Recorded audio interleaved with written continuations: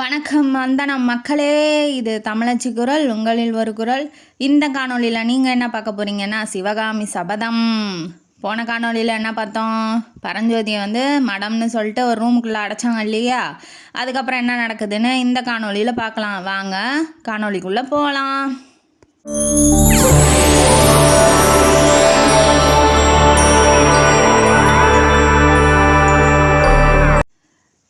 பரஞ்சோதி நாவுக்கரசர் மடத்தை தேடிட்டு வந்தாங்க இல்லையா? நாவுக்கரசர் யாருன்னா, அவரோட உண்மையான பெயர் மருள் நீக்கியார். அவர் தர்மசேனர் அப்படிங்கிற பேரில் சமண சமய புக்கெல்லாம் போதிச்சுக்கிட்டு இருந்தார். இப்போ அவங்க அக்கா திலகவதியார் சைவம் சிவனை கும்பிட்றதுனால அவரும் சைவ சமயத்துக்கு மாறிட்டார். அதனால் மகேந்திர சக்கரவர்த்தி இருக்கார் இல்லையா, அவரும் சமண சமயத்துலேருந்து சைவ சமயத்துக்கு மாறினதுக்கு இவர் ஒரு பெரிய பங்கு ஆற்றிருக்காரு அப்படின்னு சொல்லிட்டு நம்ம நாவுக்கரசருக்கு இன்ட்ரடக்ஷன் கொடுத்துட்டு நேராக எங்கே போகிறோம்? பரஞ்சோதி ஒரு ரூமில் அடைச்சிருக்காங்க இல்லையா, அந்த ரூமுக்கு போகிறோம். இப்போ அந்த ரூமை பார்த்தோன்னே அவனுக்கு என்ன தெரிஞ்சிச்சுன்னா, இது மடம் இல்லை, இது ஒரு ஜெயில் அப்படின்னு. அதான் போன காணொலி சொன்னேன் இல்லையா, அது ஜெயில் மாதிரி இருக்குன்னு. அது உண்மையிலே ஜெயில் தான்.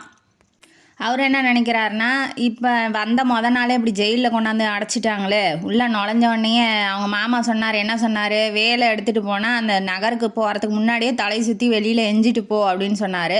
நம்ம யானை மேலே எஞ்சதுனால கொண்டாந்து இங்கே தள்ளிட்டாங்களோ அப்படின்னு சொல்லி நினச்சி பார்த்துட்டு சிரிச்சுக்கிட்டு இருக்காரு. அதே மாதிரி அந்த புத்த பிக்ஷு சொன்னார் இல்லையா, உனக்கு இன்றைக்கி நைட்டு கஷ்டம் வரும் அப்படின்னு சொல்லிட்டு அதையும் நினச்சி பார்க்குறாரு. ஆமாம், உண்மையிலே கஷ்டம் வந்துடுச்சு. அப்போ புத்தர் காப்பாற்றுவார்னு சொன்னார், அதே மாதிரியே புத்தர் நம்மளை காப்பாற்றிடுவாரோ அப்படின்னு சொல்லிட்டு நினச்சிக்கிட்டே இப்போ ஒன்று ஒன்றா நினச்சிக்கிட்டு படுத்துக்கிட்டு இருக்கான். அவன் காஞ்சி நகரை நோக்கி வரும்போது அவங்க அம்மா சொல்லி தான் அனுப்பிச்சி விட்ருப்பாங்க, இந்த மாதிரி சமண முனிகள்லையோ இல்லை சமண முனிவோ இல்லை புத்த பிக்ஷுவோ பார்த்தா நீ 10 அடி தூரமாக நில்லு, அவங்கள்ட்டலாம் போய் பேசக்கூடாது, நம்மலாம் சைவர்கள் அப்படின்னு சொல்லி தான் விட்டுருப்பாங்க. இவர் நடந்து வந்துக்கிட்டே இருக்கும்போது நான் காஞ்சியை நோக்கி நடந்து வந்துட்டு இருக்கும்போது ஒரு தவளை இலைப்பாரலாம் அப்படின்னு சொல்லி படுத்திகிட்டு இருப்பாப்புல. அப்போ புத்த பிக்ஷு வந்துட்டு இருப்பாங்க. இவங்க கண்ணை திறந்தா எங்கடா நம்மளை பற்றி ஏதாவது விசாரிப்பாங்களே அப்படின்னு சொல்லிட்டு தூங்குற மாதிரி ஒரு பாவலா போட்டிருப்பாரு. அப்போ கண்ணை திறக்கும் போயிட்டாங்களா இல்லையான்னு கண்ணை திறக்கும் போது ஒரு புத்த பிக்ஷு கையில் பாம்போட செத்த பாம்பு ரத்தம் ஊற்றிக்கிட்டு இருக்கு, பிடிச்சிக்கிட்டு நின்றுட்டுருக்காரு. இவன் கண்ணை திறந்தோடனே திடுக்குன்னு ஆயிடுறான். என்ன இப்படி நிற்கிறீங்க, என்னாச்சு பிக்ஷு அப்படின்னு சொல்லி கேட்கும்போது, உன்னை கொத்தம் வந்துச்சுப்பா, அதனால தான் நானே கொன்று பிடிச்சிக்கிட்டு இருக்கேன் அப்படின்னு சொன்னார். நீ ரொம்ப நன்றி பிக்ஷு, உங்களால் தான் நான் உயிர் பழைச்சிருக்கேன் அப்படின்னு சொல்கிறாப்புல. உங்கள் பேர் என்னன்னு தெரிஞ்சுக்கலாமா பிக்ஷு அப்படின்னு சொல்லி கேட்கும்போது அவர் என்ன சொல்கிறாரு, நான் நாகநந்தி அடிகள் அப்படின்னு சொல்கிறாப்புல. அவர் பேருக்கு தகுந்தாப்புலேயே அவர் முகமும் பார்க்க பயமாகவும் பாம்பு மாதிரியும் இருக்குது. பெயருக்கு தகுந்த ஆள் தான் அப்படின்னு சொல்லி நினச்சிக்கிறாப்புல.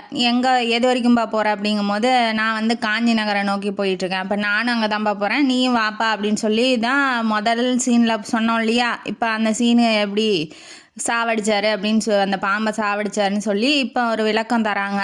தந்தவுடனே ஜெயிலில் படுத்துக்கிட்டு இருக்கான் இல்லையா பரஞ்சோதி, அவனுக்கு பசி வர ஆரம்பிச்சிருது.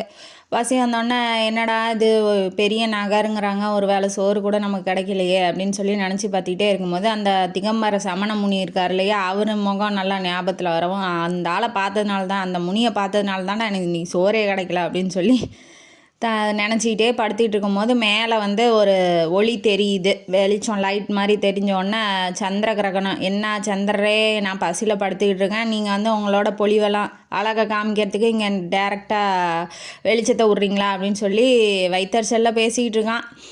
உடனே இருந்துட்டு அந்த லைட் வருது இல்லையா, அது கொஞ்சம் கொஞ்சமாக பெருசாகுது. இது என்னடா மேஜிக் மாதிரி இருக்குது, வந்தப்போ இருட்டாக இருந்துச்சு, கொஞ்சம் லைட் வந்துச்சு, இப்போ லைட்டு பெருசாகுது அப்படின்னு சொல்லி நினைக்கும் போது சரி யாரோ நமக்கு ஹெல்ப் பண்ணுறாங்களாட்டங்குது அப்படின்னு சொல்லி நினைக்கிறான். அதே மாதிரியே அந்த ஓட்ட வழியாக அந்த வெளிச்சம் வந்துச்சு இல்லையா, அந்த ஓட்ட வழியாக கயிறை தொங்க விட்றாங்க. அந்த கயிறு அவனுக்கு பாம்பு மாதிரி தெரியுது. அந்த நாதநந்தி அடிகள் இருக்கார் இல்லையா, அவர் பாம்பு வச்சுருந்தார் இல்லையா, அந்த மாதிரியே அது தெரியவும் கொஞ்ச நேரம் பயந்துட்டு அப்புறம் வந்து போய் பார்க்கும்போது அது உண்மையான கயிறு தான். இப்படி இப்படி கயிறு அந்த பக்கம் இந்த பக்கம் ஆட்டுறாங்க. ஆட்டினா என்ன சொல்ல வராங்கன்னா, அதில் ஏறி மேலே வா அப்படிங்கிறத சொல்ல வராங்க. இவனும் வந்து பசி தாங்க முடியல, என்ன பண்ணுவான், எங்கே இருக்கோம், என்ன பண்ணுறோன்னே தெரில. யார் அது நம்மளுக்கு காப்பாற்றுறாங்களே அப்படின்னு யாருன்னு பார்க்கலாம் அப்படின்னு சொல்லிட்டு இவனும் என்ன பண்ணுறான், அந்த கயிறை பிடிச்சி தொங்குறான். ஏன்னா வெயிட்டு தாங்குதா அப்படின்ட்டு. வெயிட்டை வந்து தாங்குதுங்கிறதுனால அவனும் அந்த கயிற்றை பிடிச்சி மேலே ஏறுறான். இந்த பக்கம் ராஜாவும் இளவரசரும் அரண்மனைக்கு போனாங்க இல்லையா. இளவரசர்கிட்ட வந்து ராஜா என்ன சொல்கிறாப்புல, மகேந்திர சக்கரவர்த்தி என்ன சொல்கிறாரு, நீ போப்பா நரசிம்மா, நீ போய் சாப்பிட்டு வா, அவங்க அம்மா வெயிட் பண்ணிகிட்டு இருப்பாங்க அப்படின்னு சொல்கிறாப்புல. சொன்னோடனே இவர் என்ன சொல்கிறாரு, அப்பா சாப்பிட்டோன்னே நம்ம வந்து போருக்கு தானே போகிறோம், சொல்லிட்டு வந்துடுறேன், அம்மாட்ட சொல்லிட்டு வந்தோடனே நான் போருக்கு தானே போகிறோன்னொன்னே, ஆமாம் நீ போயிட்டு வாப்பா அப்படின்னு சொல்லி அமுச்சு விட்றாப்புல.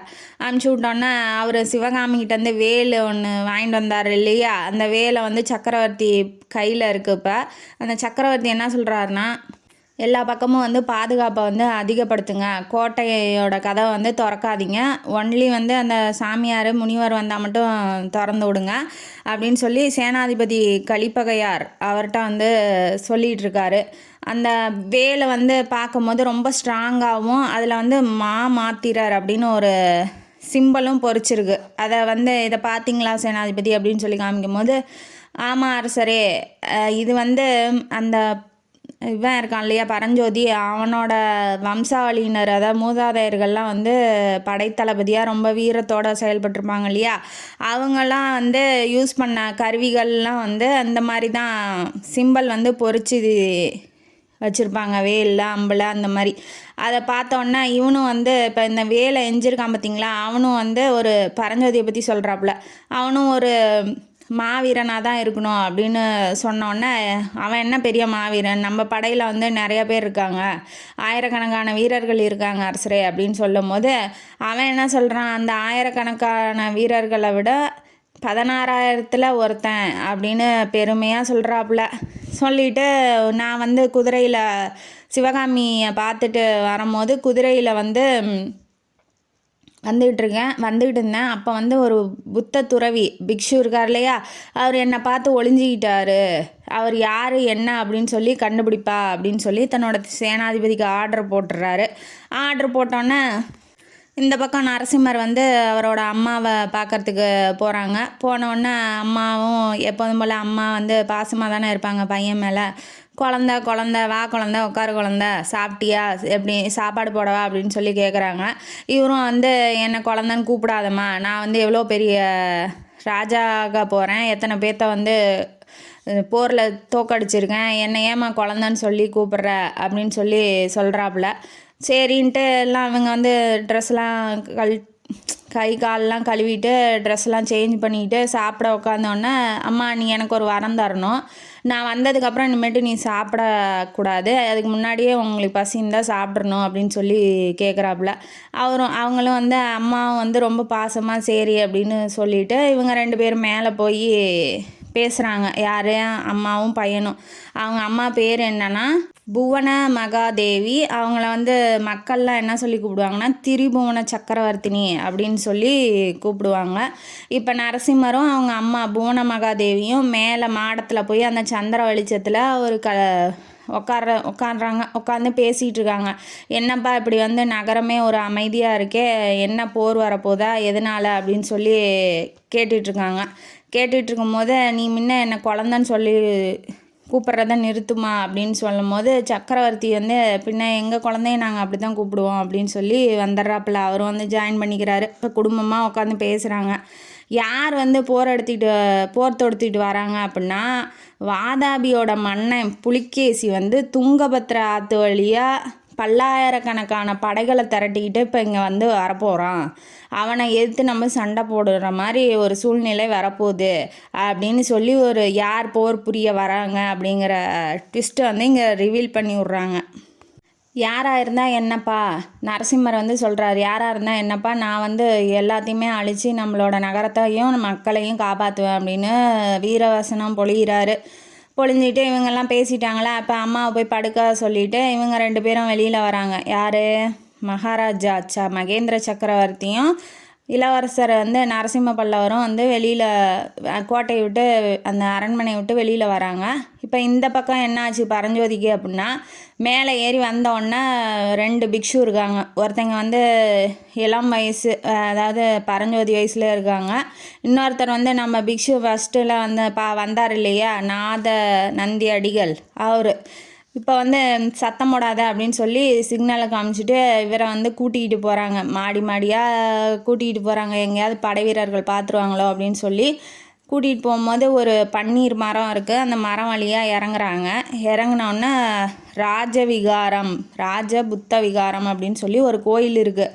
அந்த கோயிலில் வந்து கூட்டிகிட்டு போகிறான் யார், அந்த பிக்ஷு இருக்கார் இல்லையா, அவரும் இன்னொரு ஆளும் சேர்ந்து பரஞ்சோதியை வந்து கூட்டிகிட்டு போகிறாங்க. கூட்டிகிட்டு போனோன்னே அந்த விகாரத்தை பார்த்தோன்னா அவனுக்கு வந்து ஐயோ என்ன இவ்வளோ அழகாக இருக்குது அப்படின்னு சொல்லி சத்தம் போடுறான். சத்தம் போட்டோன்னா வாயை வந்து அடைக்கிறாரு யார், பிக்ஷு வந்து சத்தம் போடாத அப்படின்னு சொல்லிட்டு. அப்போ 2 பேர் வந்து குதிரையில் வராங்க. வந்தோடனே யாருப்பா நீங்கள், இங்கே என்னப்பா பண்ணுறீங்க அப்படின்னு சொல்லி கேட்கும்போது, இல்லை நாங்கள் வந்து கோயிலுக்கு இந்த புத்த விகாரம் இருக்கு இல்லையா, அந்த கோயில் ராஜவிகாரம், அந்த கோயிலுக்கு வந்தோம். இவன் என்னோட சிஷ்யன், இவன் தொலைஞ்சு போயிட்டான், அவனை இப்போ கண்டுபிடிச்சிட்டு நான் கூட்டிகிட்டு வந்துட்டுருக்கேன் அப்படின்னு சொல்கிறாரு. சொன்னோன்னே யாராக இருந்தாலும் நான் மிட் நைட்டில் வெளியில் வரக்கூடாது, உள்ளே போங்க அப்படின்னு சொல்லிட்டு அவங்க 2 பேரும் போகிறாங்க. போனதுக்கப்புறம் இந்த பிக்ஷுவை தான் இவனுக்கு தெரியும் இல்லையா பரஞ்சோதிக்கு. அவர் சொல்கிறாரு, நீ ரொம்ப பாக்கியசாலி, இப்போ யார்கிட்ட தெரியுமா, இப்போ யார்கிட்ட திரும்ப நீ பேசிக்கிட்டு வர அப்படின்னு சொல்லி கேட்கும்போது, அவர் தான் மகேந்திர சக்கரவர்த்தியும் அவரோட மகன் நரசிம்ம பல்லவரும் அப்படின்னு சொன்னோன்னே, அப்படியா அப்படின்னு சொல்லி ஆச்சரியப்படுறான். ஆச்சரியப்பட்டோன்னா உன்னை வந்து ஆபத்துலேருந்து இப்போ காப்பாற்றிருக்கேன் அப்படின்னு சொல்கிறாரு. நான் என்ன பண்ணேன், என்ன ஆபத்து வரப்போகுது அப்படின்னாட்டி, நீ தானே அந்த அம்பை விட்டு அந்த யானையை கொன்ன அப்படிங்கிறது அவருக்கு தெரிஞ்சிருந்தா நேரப்போ உன்னை கொலை பண்ணியிருப்பாங்க அப்படின்னு சொன்னோன்னே, நான் எதுவுமே பண்ணல, அவங்களே தப்பாக புரிஞ்சுக்கிட்டாங்க அப்படின்னு சொல்கிறாப்புல. இந்த நரசிம்மர் பல்லவர் இருக்கார் இல்லையா, அவர் எப்படின்னா அந்த பிக்ஷு சொல்கிறாரு, அவர் எப்படின்னா தன்னோட வீரம் யாருமே இருக்கக்கூடாதுன்னு நினைப்பாராம். இப்போ மல்யுத்தம் போடுறாங்க இல்லையா, அதில் வந்து தன்னை பீட் பண்ணவே கூடாது, உலகத்துலேயே தன்னை யாரையும் பீட் பண்ணக்கூடாதுன்னு நினப்பாரான். இப்போ வந்து நீ போய் நின்னா அவர் வந்து மல்யுத்தத்துக்கு கூப்பிடுவார், நீ எப்படி சண்டை போடுவ அப்படின்னு சொல்லி கேட்கும்போது, யாராக இருந்தால் என்ன, நான்லாம் சண்டைன்னு வந்துட்டால் நான்லாம் பிரித்து மேய்ஞ்சிடுவேன் அப்படின்னு சொன்னவாட்டி அவர் என்ன சொல்கிறார், அதனால தான் உன்னை கொலை பண்ணிடுவாங்க, அதனால தான் வந்து நான் வந்து உன்னை கூட்டிகிட்டு வந்திருக்கேன் அப்படின்னு சொல்லிட்டு, இப்போ எனக்கு பிக்ஷு இந்த கதையெல்லாம் அப்புறம் விடுங்க, எனக்கு பசிக்குது அப்படின்னு சொல்லும் போது அவர் வந்து சாப்பிட வச்சுட்டு படுக்க வச்சிடுறாரு. அந்த மடத்துலேயே படுத்துக்கிறாங்க. அந்த ராஜவிகாரம் இருக்கு இல்லையா, அந்த புத்த கோயிலே படுத்துக்கிறாரு. படுத்திட்டோன்னா சரி தூங்கு, நம்ம விடியறதுக்குள்ளே இந்த நகரத்தை விட்டு நான் உன்னை வெளியில் கூட்டிகிட்டு போயிடுறேன் அப்படின்னு சொல்கிறாரு.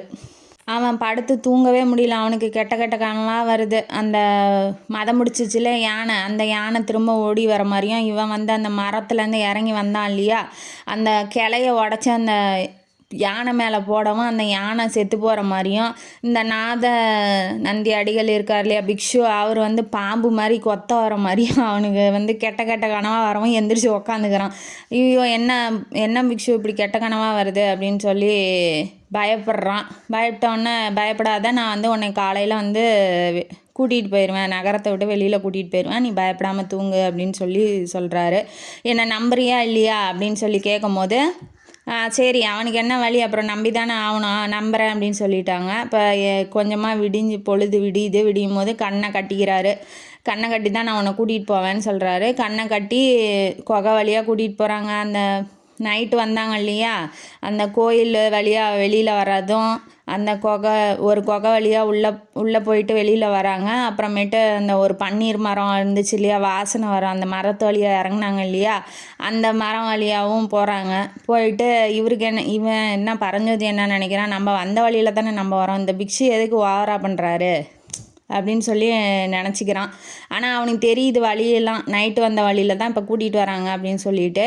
அப்புறமேட்டு ஒரு அகழி இருக்கு இல்லையா, அந்த அகழியில் படகு அவனோட சிஷ்ய பிள்ளை, அதாவது பிக்ஷுவோட சிஷ்ய பிள்ளை வந்து வந்துடுறாப்புல. வந்துட்டு இவரை கூட்டிகிட்டு போகிறதுக்காக படகுல உட்கார வைக்கிறாங்க. படகுலாம் எதுக்கு, இங்கே தான் வந்து தண்ணி கம்மியாக தானே இருக்குது, நீந்தியே போயிடலாமே அப்படின்னு, தூரமும் கம்மியாக தானே இருக்குது அப்படின்னு சொல்லும் போது, இது வந்து போர்க்காலம், முதலையெல்லாம் விட்ருப்பாங்க, நீ போய் நீந்தினா உன் கறியெல்லாம் சாப்பிட்டு அது தெம்பாயிரும், நீ பேசாமல் படகுல ஏறு அப்படின்னு சொல்லி ஏற்றி இப்போ வந்து கூட்டிகிட்டு போகிறாங்க நகருக்கு வெளியில். யார்? பிக்ஷு வந்து பரஞ்சோதியை. இப்போ என்ன நடக்க போகுது பரஞ்சோதி வாழ்க்கையில்? நான் சிவகாமியை பற்றி ஒன்றுமே தெரியலையே, அவளை பற்றி என்ன தெரிய போகுது அப்படிங்கிறத அடுத்த காணொளியில் பார்க்கலாம்.